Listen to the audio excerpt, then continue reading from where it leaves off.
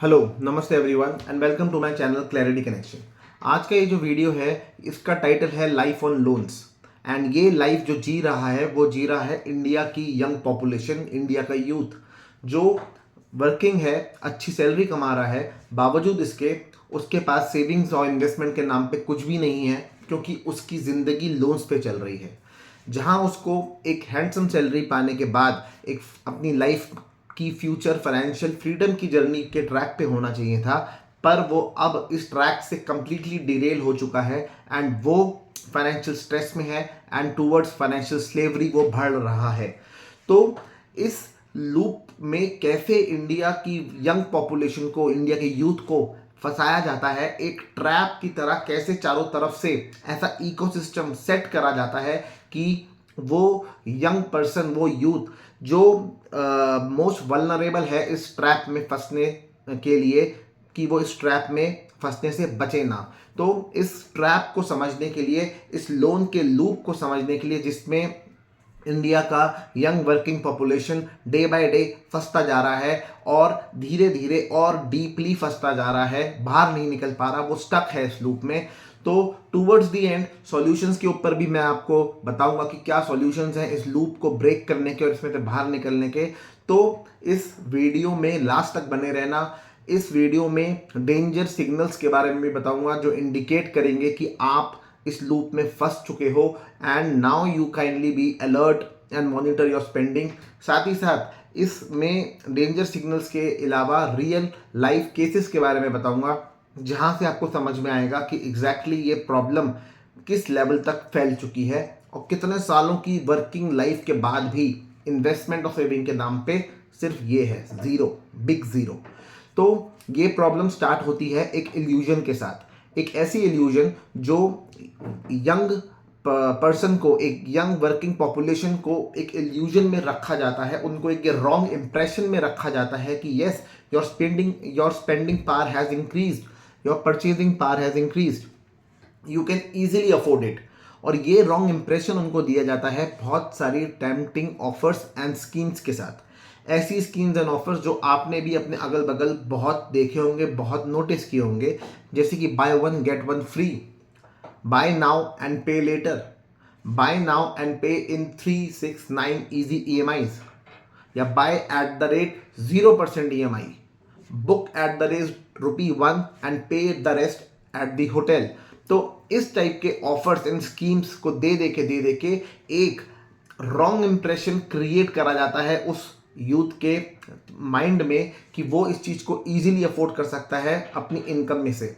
वो नहीं समझ पाता ये बात कि छोटी सी अपफ्रंट पेमेंट दे के उसको प्रोडक्ट मिल तो जाएगा, बट पीछे से अननोइंगली, ना चाहते हुए भी, उसको एक लोन चिपका दिया जाएगा जो उसको रीपे करना पड़ेगा पूरा।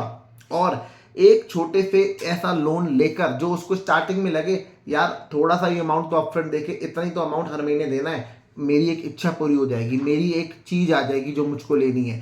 पर होता क्या है, एक बार जब ये इंसान ऐसी परचेज कर लेता है, ऐसी अपनी एक इम्पल्सिव डिसीजन ले लेता है, तो फिर वो बार बार बार बार ऐसी चीज करने लगता है, क्योंकि उसको लगता है छोटा ही तो अमाउंट है EMI का, कुछ नहीं होता दे दूंगा, कुछ नहीं होता दे दूंगा। एंड धीरे धीरे धीरे धीरे क्या होता है, ये EMI छोटे से बड़ी होते होते होते होते इतनी बड़ी हो जाती है कि एक दिन वो आपकी टोटल इनकम को फुल्ली एग्जॉस्ट कर देती है। आपके पास EMI पे करने के बाद कुछ भी नहीं बचता। और इसके बारे में मैं आपको टूवर्ड्स तब बताऊंगा जब हम डेंजर सिग्नल को डिस्कस करेंगे। अब क्या है, इल्यूजन ये दी जाती है कि my spending power has increase, but हो क्या रहा है रियलिटी में, you are made to spend more. और आपको ये कैसे करवाया जा रहा है, by creating wants and aspirations. और ये वॉन्ट एंड एस्पिरेशंस बनती कैसे हैं, ये बन रही हैं through social media influence and peer pressure. Social media influence and peer pressure से आपकी वॉन्ट्स एंड एस्पिरेशंस क्रिएट कराई जाती हैं एंड ये वॉन्ट्स एंड एस्पिरेशंस डिसाइड करती हैं कि आपकी अगली परचेज क्या होगी। आप कौन सा कपड़े खरीदेंगे, कहाँ हॉलीडे पे जाएंगे, कौन सा गैजेट खरीदेंगे, कौन सा फ़ोन खरीदेंगे, कौन सा ब्यूटी ट्रीटमेंट कराएंगे, ये सब कुछ आपकी वो वॉन्ट एंड एस्पिरेशन से ड्रिवन होता है एंड जो ड्रिवन होती है सोशल मीडिया इन्फ्लुएंस से या पीयर प्रेशर से। तो इन सब की वजह से एज अ रिजल्ट आपकी जो एक नीड टू स्पेंड होती है ये अनस्टॉपेबल हो जाती है। एंड जब तक ये आपकी इनकम से पूरी होती है तब तक तो वेल एंड गुड, और जहां इनकम कम पड़ती है, क्योंकि वांट्स एंड एस्पिरेशंस तो सोशल मीडिया की वजह से क्रिएट होना रुकती नहीं है, पर एक पॉइंट आता है जब इनकम नहीं होती उसको पूरी करने के लिए, तो आपके सामने रख दिए जाते हैं बहुत बड़ा एक सिस्टम जो आपको इजी क्रेडिट देता है, इजी लोन्स देता है, क्विक लोन्स देता है, loan in 2 minutes, instant loan in just 2 minutes, no paper work required. ऐसे ऐसे कुछ फैंसी नामों के साथ ये लोन फैसिलिटी और क्रेडिट फैसिलिटी दी जाती है, एंड जिससे क्या होता है कि ये अनस्टॉपेबल नीड टू स्पेंड होती है, जिसको मैं लेमैन लैंग्वेज में चुल कह देता हूँ। चुल ऑलरेडी मन में क्रिएटेड है, इसको पूरा करने का एक जरिया चाहिए, वो इजी लोन प्रोवाइड कर देता है एंड बस हो जाता है काम। आप वो इजी लोन लेते हो और अपनी वो वांट पूरी कर लेते हो, ये समझे बिना कि ये आप करते हो क्योंकि आपका फाइनेंशियली आपका आईक्यू बहुत लो है, आप फाइनेंशियली उतने अपडेटेड नहीं हो, उतने वाइज नहीं हो, उतने क्लैरिटी नहीं है आपको, क्योंकि आप अपनी नीड्स, वांट्स, मैन्युफैक्चर्ड वांट्स इसमें डिफ्रेंशिएट नहीं कर पा रहे, आप गुड डेट बैड डेट में डिफ्रेंशिएट नहीं कर पा रहे, और हो क्या रहा है, आप एक टेम्पटिंग ऑफर को देख के लोन से हुक हो जाते हो, और यही वो कांटा है जो पहले आपको छोटी सी चीज के लिए दिया जाता है, एंड धीरे धीरे जैसे जैसे आपको इसका एडिक्शन हो जाता है, आप एडिक्टेड हो जाते हो इसके, तो आपको ये बड़ी बड़ी बड़ी बड़ी चीजों का दे के आपको उस लूप के अंदर फंसा लिया जाता है, आपको ट्रैप कर लिया जाता है। अब इसमें यूथ का काउंटर आर्गुमेंट ये आता है कि हम जब इतना हार्ड वर्क करते हैं, हम जब इतनी मेहनत करते हैं, तो हम क्या अपने आप को रिवॉर्ड नहीं करें, अपनी चीज़ों, अपने मन की चीज़ों को खरीद कर 100% रिवॉर्ड करना चाहिए। पर यहाँ पे अपने आप को रिवॉर्ड करना और इंस्टेंट ग्रेटिफिकेशन में फ़र्क का समझना बहुत ज़रूरी है। हर चीज़ को ये सोच के खरीद लेना कि हम अपने आप को रिवॉर्ड कर रहे हैं, हम अपने आप को रिवॉर्ड कर रहे हैं, बट ये देखे बिना कि उसको जो आप खरीद रहे हो, आप खरीद काय में से रहे हो, are you buying it out of your income और out of the loan. So अगर आप उसको लोन में से ले रहे हो तो ये रिवॉर्ड योरसेल्फ वाला फंडा कैसे लग सकता है। ऐसे तो आपकी ये जो रिवॉर्ड अपने आप को करने की जो एक चाहत है, जो एक ये चुल है, इस वजह से आप न जाने कितने और लोन्स लेते चले जाओगे एंड इसमें एक्चुअली आप इंस्टेंट ग्रेटिफिकेशन से सफ़र कर रहे हो। अब सेकंड जो इस लूप में आप हो या नहीं, इसको इंडिकेट करने वाले कुछ डेंजर सिग्नल्स हैं। अगर ये आपको आपकी फाइनेंशियल ट्रांजैक्शन में दिखते हैं तो ये बात एकदम क्लियर है कि ये आप इस लूप में फंस चुके हो। सबसे पहला ये है shrinking savings and growing EMIs. जितना पोर्शन आपकी इनकम का ईएमआई की तरफ जाएगा वो ग्रेजुअली इंक्रीज होगा, एंड जितना पोर्शन आपकी सेविंग एंड इन्वेस्टमेंट की तरफ जाता होगा वो डिक्रीज होगा, एंड अल्टीमेटली वो जीरो होएगा, जीरो बन जाएगा वो अल्टीमेटली। एंड ईएमआई की तरफ जो पोर्शन जाएगा वो बढ़ते बढ़ते बढ़ते बढ़ते एक दिन पूरी की पूरी इनकम के बराबर पहुंच जाएगा। अब क्या है, जब इनकम शॉर्ट पड़ने लगेगी ईएमआईज की पेमेंट के लिए, तो अगला डेंजर सिग्नल ये है, you will take new loans to pay back the old loans.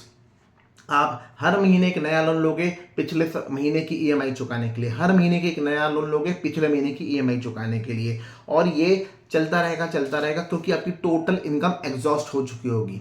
Third danger signal ये है, आपके डेली के लिविंग एक्सपेंसेस तक आप लोन ले लेके मीट आउट करोगे क्योंकि आपके पास उसके लिए भी पैसा बचेगा नहीं। चौथी सबसे बड़ा डेंजर सिग्नल ये है कि आपका धीरे धीरे ईएमआई का जो साइज है वो इतना बढ़ जाएगा कि आप उसके लिए नया लोन भी नहीं इतना लेना चाहोगे दोबारा। तो आप क्या करोगे, पूरी ईएमआई ना देकर सिर्फ और सिर्फ मिनिमम अमाउंट देना चालू कर दोगे। ये वो मिनिमम अमाउंट है जिसको देने के बाद आपको कोई एडिशनल इंटरेस्ट या पेनल्टी नहीं लगेगी, और आपके घर रिकवरी एजेंट्स आपको ह्यूमिलिएट करने, आपको एम्बैरेस करने भी नहीं आएंगे। तो कहाँ पहले ईएमआई आप दे रहे थे, अब ईएमआई से भी घट घट के आप मिनिमम अमाउंट पे आ गए, और अब यही वो रास्ता है जो आपको फाइनेंशियल स्लेवरी पे रखेगा, और अल्टीमेटली आप बैंकरप्ट होगे, आप कंगाल होगे। तो ये अब इसमें यूथ का एक और काउंटर आर्गुमेंट आता है कि भाई कल किसने देखा है, हम आज ये सब मौज ना करें तो हम कब करेंगे, कल किसने देखा है। पर हकीकत ये है कि कल देखना पड़ता है और कल जीना भी पड़ता है।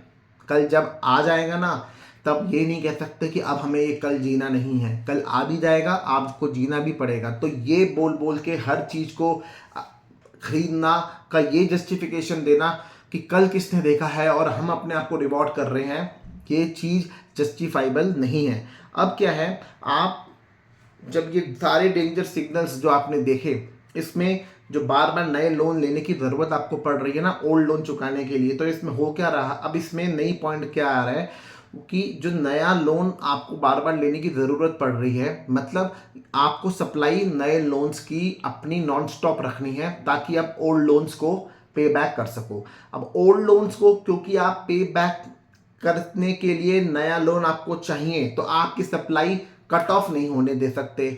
और ये सप्लाई कट ऑफ तब होगी जब आप इन ओल्ड लोन्स को पे करते टाइम कोई डिफॉल्ट करोगे, क्योंकि ये नए लोन्स आपको मिल रहे हैं on the basis of your credit score. और ये क्रेडिट स्कोर अगर आपका ठीक है, मतलब कोई इसमें डिफॉल्ट हिस्ट्री नहीं है, तो आपको नए लोन्स मिलते चले जाएंगे।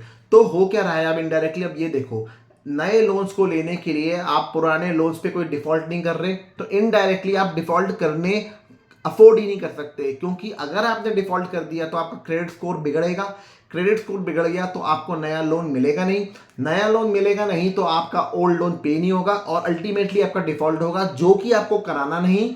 इसलिए आप नया लोन लेके ओल्ड लोन पे करोगे, नया लोन लेके ओल्ड लोन पे करोगे, और क्रेडिट स्कोर इसी तरीके से आपको गुड रखना पड़ेगा, डिफॉल्ट करके आप इसको खराब नहीं कर सकते।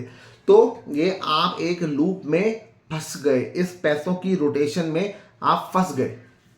अब इस चीज़ को दिखाने के लिए कई सारे रियल लाइफ केसेस हैं। इसमें वन ऑफ द केस एक मुंबई में रहने वाले कपल का है जिसकी मंथली इनकम 7 लाख से भी ऊपर थी। अच्छी कंफर्टेबल लाइफ वो लोग जीते थे, साल में कई बार वो हॉलीडेज लेते थे, अच्छे नेबरहुड में रहते थे, अच्छा रेंट देते थे, एंड लाइफ के सारे कंफर्ट्स, गैजेट्स, आईफोन, आईपैड, ये सब यूज़ करते थे। अब उन्होंने क्रेडिट कार्ड पे इतने एक्सपेंस करा डाले कि उनका वो क्रेडिट का जो कार्ड का जो बिल था ना, वो जब चुकाने का टाइम आया तो उनके हवाइयाँ उड़ गई और उन्होंने वो क्रेडिट कार्ड का बिल अपने प्रोविडेंट फंड को तोड़ के उससे पैसा विड्रॉ करके चुकाया। इसी तरीके का फाइनेंशियल ब्लंडर ये एक इंसान करता है जो आईफोन 1.25 लाख का लेता है, जिसमें से 80,000 की तो वो लोन लेता है एंड 20-25 हज़ार अपनी जेब से डालता है। और ये एक ऐसा इंसान है जिसकी सैलरी 30-35 हज़ार की है और वो 1.25 लाख का फ़ोन ले रहा है। अब जैसे नया फ़ोन आता है, चारों तरफ उसको वो फ्लॉन्ट करता है, सोशल मीडिया पे, दोस्तों के बीच, यारों के बीच, अपने सोशल सर्कल में, सब जगह वो फ्लॉन्ट करता है। स्टार्टिंग में उसे बहुत खुशी मिलती है, उसे बहुत मतलब प्राइड फील होता है, बहुत चौड़े में वो घूमता है। और जैसे ही पहले महीने के बाद वो फर्स्ट ईएमआई का रिमाइंडर आता है, बार बार नोटिफिकेशंस आती हैं, तब उसको उस अपीयरेंस को कैरी करने का जो स्ट्रगल वो उठा रहा है, तब उसे उस चीज़ का रियलाइजेशन होता है एंड धीरे धीरे उस फ़ोन को फ्लॉन्ट करने वाली खुशी फेड आउट होने लगती है एंड धीरे धीरे उसका वो पेन बढ़ने लगता है, क्योंकि उसको उसका स्ट्रगल तब नज़र आने लगता है। ऐसे कई सारे केसेस हैं जो लोग एक इसमें से केस उस ऐसे इंसान का है, और ये रियल लाइफ केस है जिसको मैं डायरेक्टली जानता हूँ कि एक बंदा जो कार डीलरशिप में सेल्स में काम करता था, 25 से 30 हज़ार उसकी सैलरी थी और 10 साल उसने काम करा and at the end of 10 years saving और इन्वेस्टमेंट के नाम पे तो कुछ था नहीं और लोन उसके सर पे था 5 लाख रुपए का। तो घर पे रिकवरी एजेंट आ गए, उसको ह्यूमिलेट करा एंड उसकी फैमिली ने एक बार तो उसको बेल आउट कर दिया 5 लाख का पे ऑफ करके, पर आज 7-8 साल बाद वो दोबारा 2.5 लाख के लोन के नीचे दोबारा है। एंड तो इस हद तक ये लोन लूप में आप फंस जाते हो कि 20-20 साल काम करने के बाद, एक्टिवली वर्क करने के बाद भी सेविंग एंड इन्वेस्टमेंट के नाम पे आपके पास कुछ नहीं बचता, जीरो बचता है। एंड इस पे ये बोला जाता है कि इतने साल काम किया, कमाया और जोड़ा तो कुछ नहीं, उल्टा सर पे उधारी और कर ली। तो ये कंडीशन है, ये सारे डेंजर सिग्नल्स हैं। अब इस क्विक क्रेडिट के पर्पसेस, जिस पर्पस के लिए क्रेडिट लिया जाता था, इस पूरी सिस्टम ने, सोशल मीडिया ने इसके पर्पस को चेंज कर दिया। ट्रेडिशनली ये क्रेडिट लिया जाता था किसी भी इमरजेंसी के लिए, किसी जैसे मेडिकल इमरजेंसी के लिए, किसी को अपना काम स्टार्ट करना है, कोई बिजनेस करना है उसके लिए, या कोई एसेट खरीदना है उसके लिए। आज की डेट में सिर्फ इस क्रेडिट का यूज होने का जो पर्पस है ना, सिर्फ और सिर्फ आपकी एक्सटर्नल अपीयरेंस को चमकाने के लिए होता है। आप इस क्रेडिट का आज की डेट में यूज करते हो अपनी वांट्स एंड एस्पिरेशंस को पूरा करने के लिए, और ये वांट्स एंड एस्पिरेशंस बनती हैं आपकी सोशल मीडिया पे आप क्या देखते हो और आपके पीयर प्रेशर की वजह से। अब वांट्स का क्रिएट होना नॉन स्टॉप है, ये चलता जाता है चलता जाता है। क्योंकि आप इस इल्यूजन में हो कि आप you can easily afford it. So धीरे धीरे हो क्या रहा है, आप एक बड़े से बड़ा कंज्यूमर बनते जा रहे हो। हर वीकेंड आपको हॉलीडे पे जाना है, एंड हर हॉलीडे से लौटते टाइम आपको ये सोचना है कि अब अगले वीकेंड किस हॉलीडे पे जाएं। और आप ये हॉलीडे पे जाके करते क्या हो, आपका सबसे मेजर जो आपकी एक्टिविटी होती है वो होती है फोटो खिंचाना, एंड फोटो को फिर सोशल मीडिया इंस्टाग्राम पे अपलोड करना, और फिर ये चेकआउट करना कि कितने लाइक्स आए, कितने इसमें कमेंट्स आए और ये सब।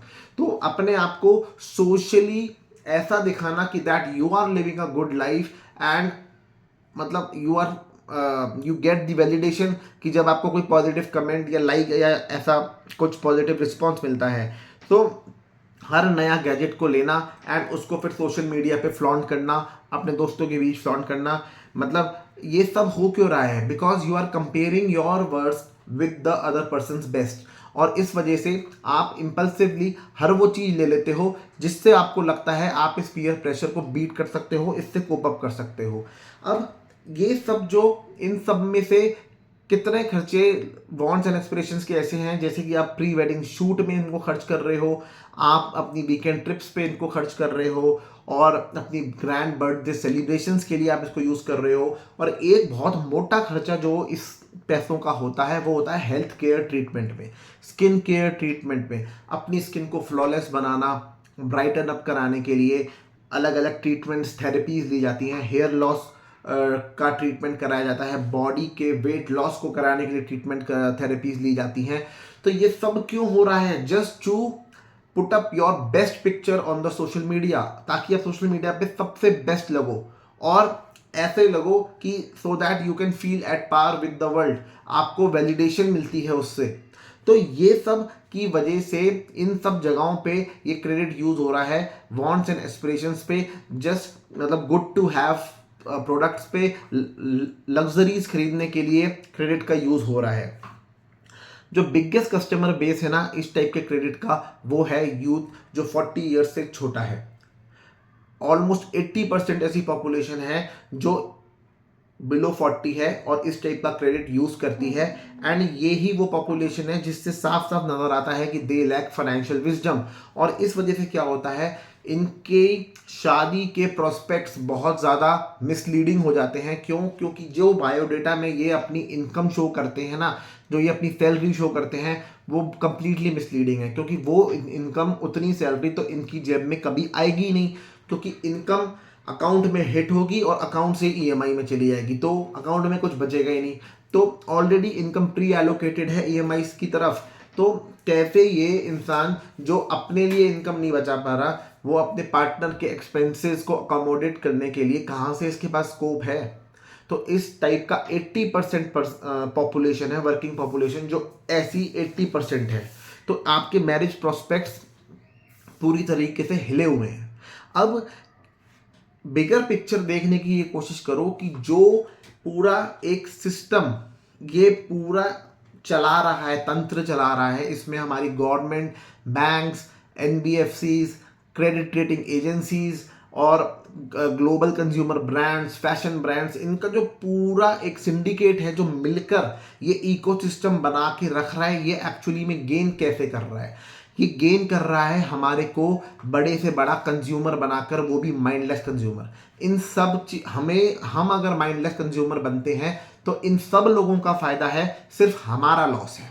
क्योंकि हम माइंडलेसली कंज्यूम कर रहे हैं, हम हमारी कॉन्शियस को ख़त्म कर रहे हैं, क्योंकि हम ये डिसाइड नहीं कर रहे कि क्या हमारी नीड है, क्या हमारी वांट है। ईजिली हमारे को किसी भी चीज़ के लिए घुमा दिया जाता है और हम वो चीज़ ले लेते हैं। सो हमारी कॉन्शियसनेस ख़त्म होती है, हम माइंडलेसली कंज्यूम करते हैं। और इस सब को कराने के लिए सबसे बड़ा टूल जो यूज़ होता है वो टूल है सोशल मीडिया। और इसकी वजह से हमारे को ज़्यादा से ज़्यादा लोन, ज़्यादा से ज़्यादा EMIs के प्रेशर में रखा जाता है, जिसकी वजह से हम एंडलेसली वर्क करते हैं। हम अपनी जॉब को छोड़ नहीं पाते, इंडिपेंडेंटली अपनी लाइफ के फाइनेंशियल फ्रीडम के बारे में नहीं सोच पाते, एंड अल्टीमेटली काम करते करते एक दिन अनपेड लोन्स के दबाव के नीचे आके मर जाते हैं। एंड नेक्स्ट जनरेशन के लिए ना कोई एसेट, ना कोई लेगेसी छोड़ के जाते हैं, बल्कि सिर्फ और सिर्फ अनपेड लोन्स और उनसे मिलने वाली हरासमेंट छोड़ के जाते हैं। तो ये एक बिगर पिक्चर है कि कैसे हमारे माइंडलेस कंज्यूमर बनने से सिर्फ हमारे को छोड़ के बाकी इस सब कंपोनेंट्स जो इस सिस्टम चलाते हैं उन सब का फायदा होता है।